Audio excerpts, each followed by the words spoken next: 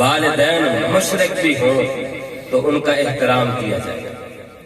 والدین احترام لازمی ہے. والدین کچھ بھی ہو، تمہاری آنکھوں کے سامنے گناہ کبیرہ کر رہے ہو، پھر بھی ان کا احترام لازم ہے. لوگ چھوٹی چھوٹی باتوں پہ والدین کا نافرمان ہوتے ہیں. والدین کا نافرمان ہونا یہ قتل. میں اگلے دنوں ایک سن رہا تھا، موبائل پر میں سن رہا تھا، کلپ کسی نے لگایا تھا.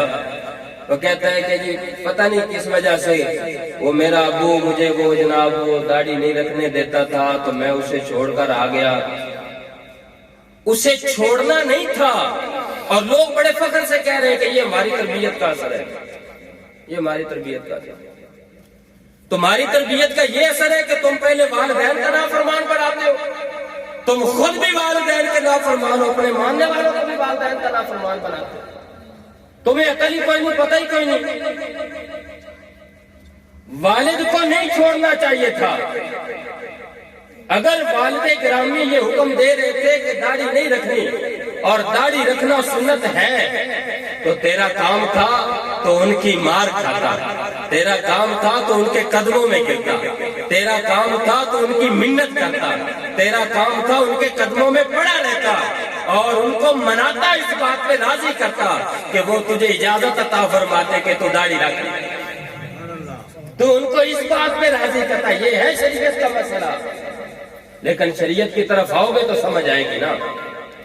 صرف اپنے گروؤں کے پیچھے چل کے تو دین کی سمجھ نہیں نہ آنے والی. موبائل سے سن کر تو سمجھ نہیں نہ آنے والی. موبائل سن کر مولوی بن جاتے ہو، اس سے تو سمجھ نہیں نہ آنے والی. شریعت کا مزاج سمجھو گے تو عقل آئے گی.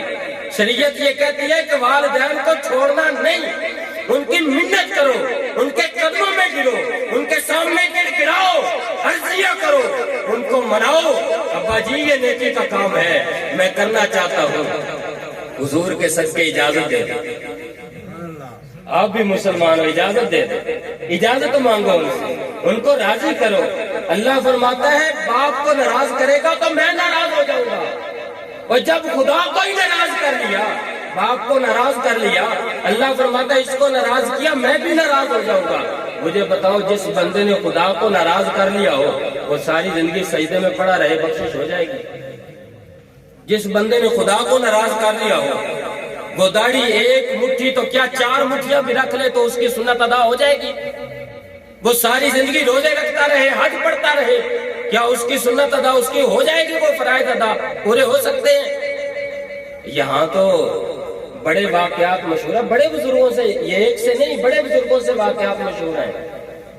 ایک مرتبہ جا کے حج کرتے ہیں، دوسری مرتبہ جا کے حج کرتے ہیں، اللہ کی بارگاہ میں عرض کرتے ہیں مالک تیرے گھر کا حج کیا، سب کچھ سارے ارکان پورے کیے، قبول ہے کہ نہیں؟ حکم ہوتا ہے نہیں کرنا. پھر کرتے ہیں، حکم ہوتا ہے نہیں قبول، پھر کرتے ہو. وجہ کیا نکلتی؟ وجہ یہ ہے کہ ماں کے نافرمان.